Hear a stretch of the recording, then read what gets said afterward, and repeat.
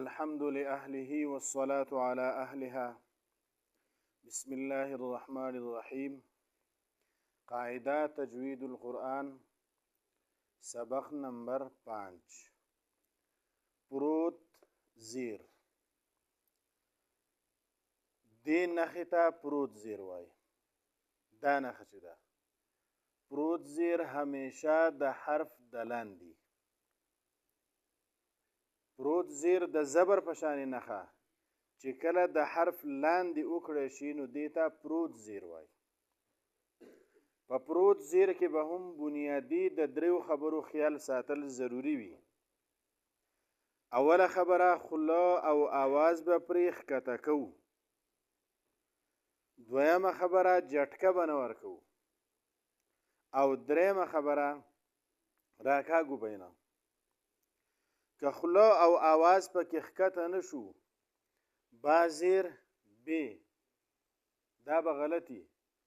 با زیر بې یا بسم الله دا به غلطي ځکه دې کې خوله او آواز ښکته نه شو. با زیر بي. جټکه به نه ورکوو. که جټکه پکې ورکړی شوه د حمزه آواز به پکې پیدا کیږي. بي راکاږو به نه. که راښکودو مونږه نو د پروت زیر نه به ولاړ زیر جوړ شي یا به ورسره یای مده ولګي. با زیر بي دا ولاړ زیر شو یا یای مده شو. نو د دې دریو خبرو خیال به په دې کې ساتل نهایت ضروري. که په زیر کې د دې دریو خبرو خیال اونه ساتلی شو هغه زیر به صحیح دی. په دې کې مفردات مونږ ویلو د هغې درې طریقې دي. اوله طریقه صرف جوړ، یعنی استاز به د حرف او د حرکت نوم اخلي او شاګرد به د هغې روان کوي، یعنی د حرف او د حرکت د میلاوېدو نه چې کوم آواز روزي هغه به کوي. اوله طریقه با زیر تا زیر ثا زیر جیم زیر. د دې حرف او حرکت په منځ کې لږه ونې وقفه پکار ده چې دا حرف او حرکت یو بل سره خلط کیږي نه. دویمه طریقه بی تی ثی جی حی خی تر آخره پورې. دریمه طریقه جوړ او روان دواړه.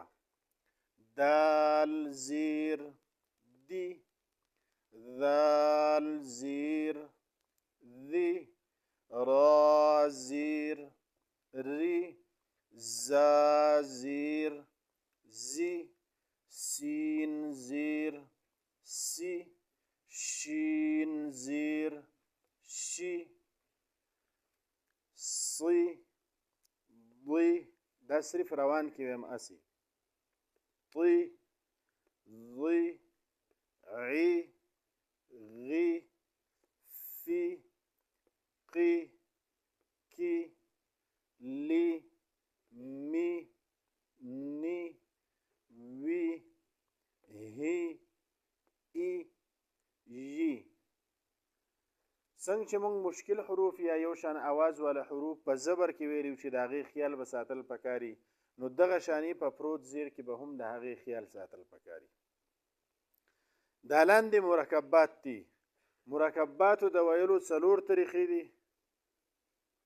اوله طریقه جوړ په طریقه روان، دویمه طریقه جوړ، دریمه طریقه جوړ او روان دواړه، څلورمه طریقه صرف روان. اوله طریقه جوړ په طریقه روان.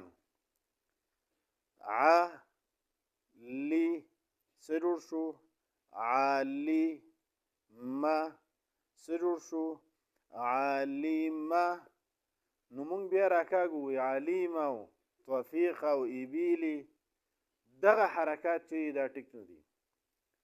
دویمه طریقه طا زبر فا زیر څه جوړ شو؟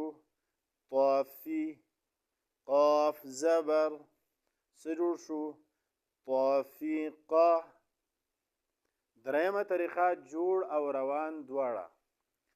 حا زبر ح سين زير سي با زبر با سرور شو حاسبه څلورمه طریقه کې به دا ټول تر آخره پورې ووایم صاعقه إبلي سميعة خاشية خاسرة تبيعة حاملة بريقة أذنة دا د مرکباتو د ویلو څلور طریقې